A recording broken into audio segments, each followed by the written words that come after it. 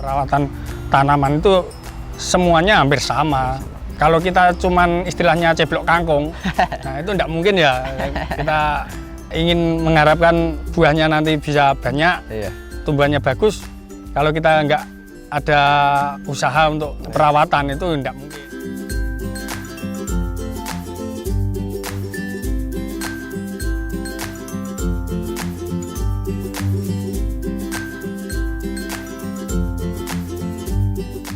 Assalamualaikum warahmatullahi wabarakatuh, sahabat petani semua. Video kali ini saya akan mengajak sahabat petani semua untuk membahas komoditas tanaman terong. Bagaimana cara membudidayaakannya, kemudian kemungkinan potensi kegagalan itu disebabkan oleh apa, dan bagaimana caranya untuk bisa menghasilkan tanaman terong yang seperti ini. Video lengkapnya setelah yang satu ini.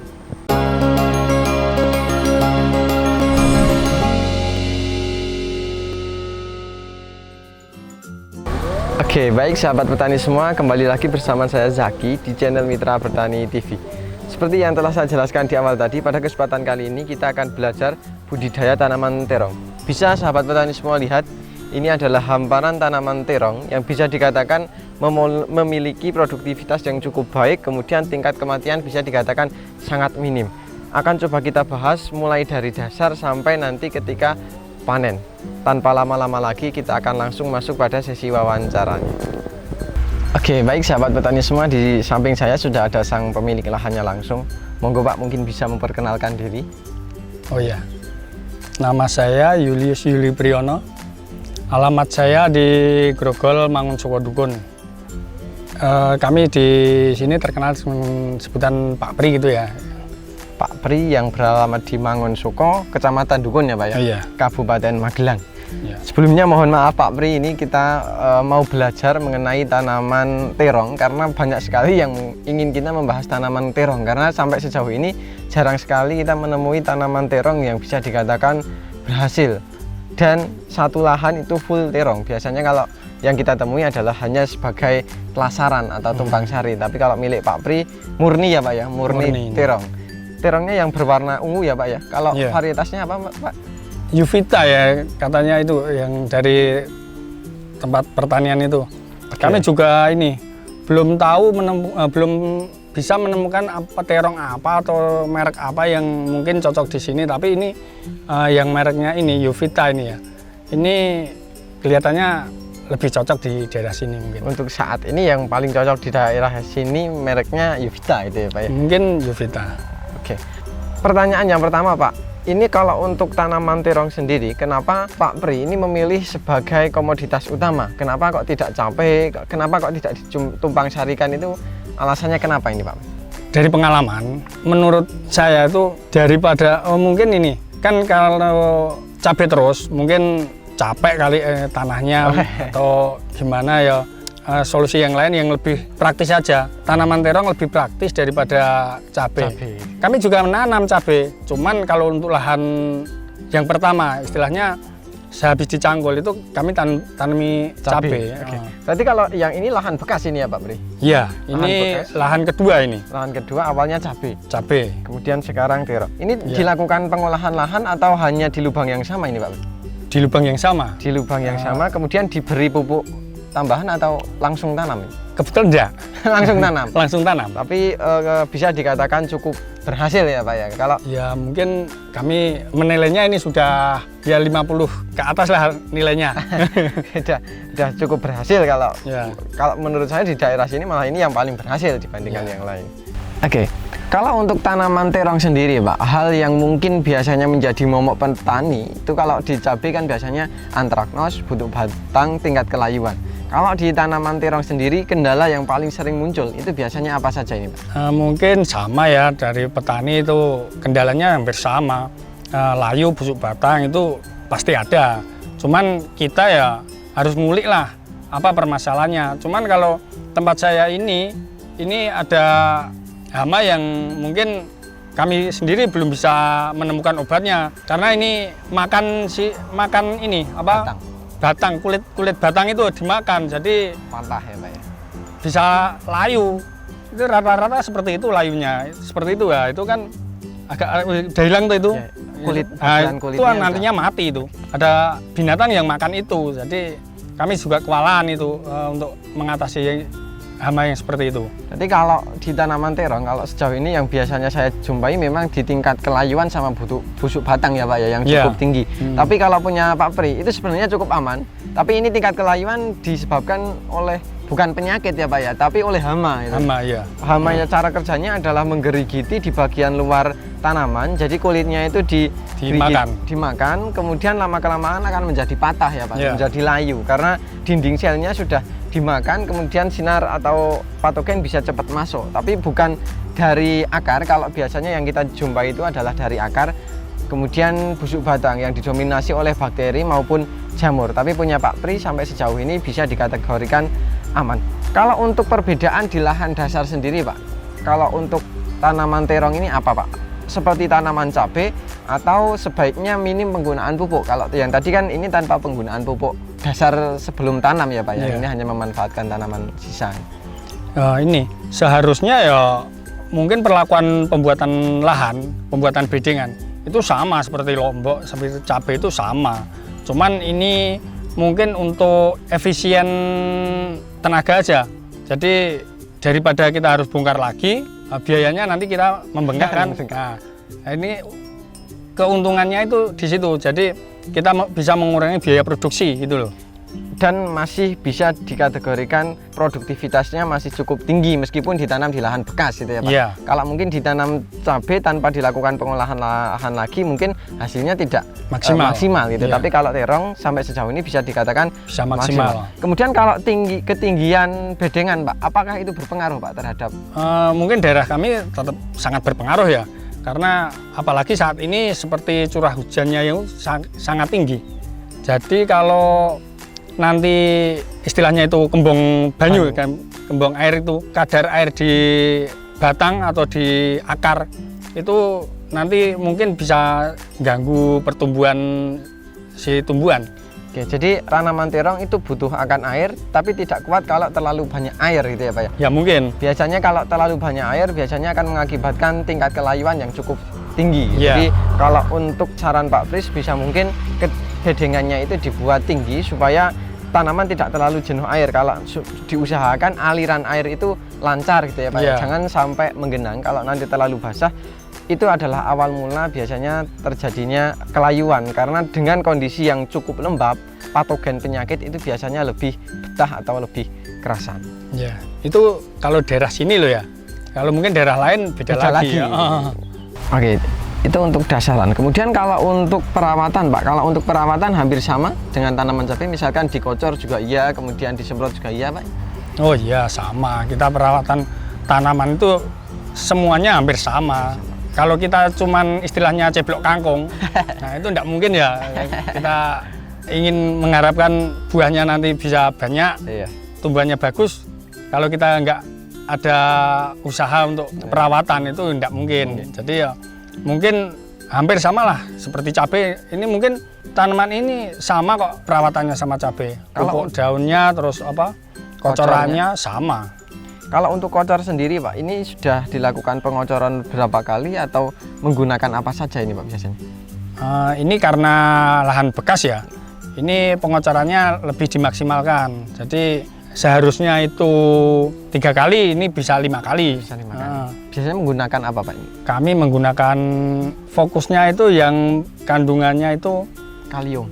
Nah, sama N-nya yang agak besar gitu loh. Oh, jadi nitrogen sama kaliumnya yang agak tinggi gitu. Jadi biar daunnya agak bagus. Agak bagus. Kalau daun bagus biasanya buahnya juga bagus itu. Jadi kalau untuk kandungan itu biasanya menggunakan nitrogen dan kalium yang cukup tinggi gitu ya Pak. Harapannya buahnya bisa jadi. Kalau sudah berbuah seperti ini Pak, apakah masih tetap dikocor atau justru malah perlu sering-sering gitu Pak? Kalau setelah mulai panen itu malah 3 kali petik itu harus dikocor. Kalau tidak kenapa Pak?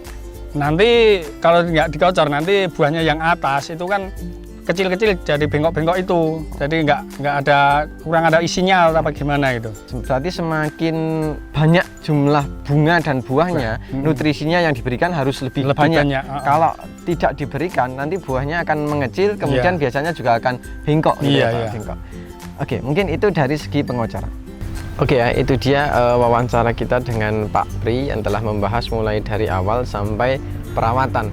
Nah, untuk perawatan via spray sendiri ini akan coba saya sampaikan setelah melalui diskusi dengan Bapak Pri. Untuk spray ini tidak jauh beda dengan komoditas tanaman lain, tidak jauh beda dengan tanaman cabai, yaitu tetap menggunakan insek, kemudian fungi, kemudian nutrisi, dan ditambah dengan perekat. Cuma ada hal-hal yang mungkin menurut saya cukup menarik gitu ya dari yang beliau sampaikan. Untuk insek sendiri itu beliau menggunakan yang paling sering digunakan itu adalah abamectin atau dengan merek dagang Demolis. Itu biasanya beliau sering menggunakan itu. Kemudian insek yang lain itu disesuaikan dengan kendala atau gejala yang ada di lapangan. Jadi tidak bisa disamaratakan. Ketika dirasa tanaman itu memerlukan obat baru diberikan, tapi ketika tidak ya jangan terus-terusan diberikan, karena itu nanti akan membuat pembengkakan biaya produksi. Kemudian untuk fungi sendiri beliau yang beliau gunakan itu kombinasi antara kontak dan sistemik, tapi rata-rata beliau itu lebih suka menggunakan yang bentuknya cair. Alasannya ketika menggunakan yang dalam bentuk bubuk takutnya itu akan menutup pori-pori daun, jadi kurang beliau sukai. Jadi untuk tanaman terong ini sejak kecil ini menggunakan fungi yang dalam bentuknya cair, dan mohon maaf untuk produknya tidak beliau sampaikan, tapi pada intinya adalah yang bentuknya cair. Kemudian kalau untuk nutrisi sendiri ini beliau menggunakan dari awal tanam sampai mau menjelang berbunga itu menggunakan Mordenfol atau Pyridoxine Magnesium Pyrophosphate yang harapannya di situ akan membuat tunas anakan menjadi lebih banyak, kemudian batang menjadi lebih kokoh, kemudian daun juga menjadi lebih hijau. Setiap kali menanam beliau tidak pernah meninggalkan itu gitu. Kalau yang lain mungkin disesuaikan dengan kebutuhan, tapi kalau untuk nutrisi sendiri beliau rutin memberikannya.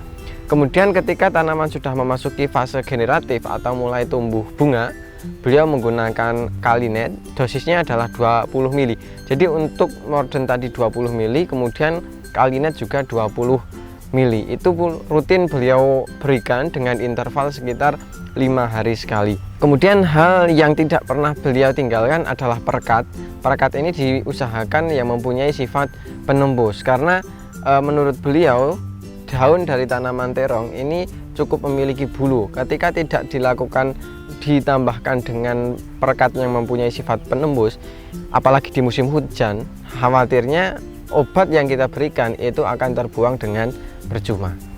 Oke, kemudian kalau untuk perekatnya sendiri ini beliau menggunakan loader, di mana di situ mempunyai sifat perata, pembasah, dan penembus. Jadi cukup lengkap formulasinya. Kemudian pemakaiannya juga cukup irit, hanya sekitar 7 ml untuk 16 liter air. Nah, hasil dari apa yang beliau upayakan ini di petikan keempat dengan populasi sekitar 1.500, kemarin mendapat sekitar 3 kintal, dan kemungkinan produksinya akan terus bertambah kalau melihat kondisi tanaman yang ada saat ini. Kemudian ketika saat ini memasuki fase generatif dan intensitas hujan masih cukup tinggi, untuk menjaga tanaman supaya tidak layu.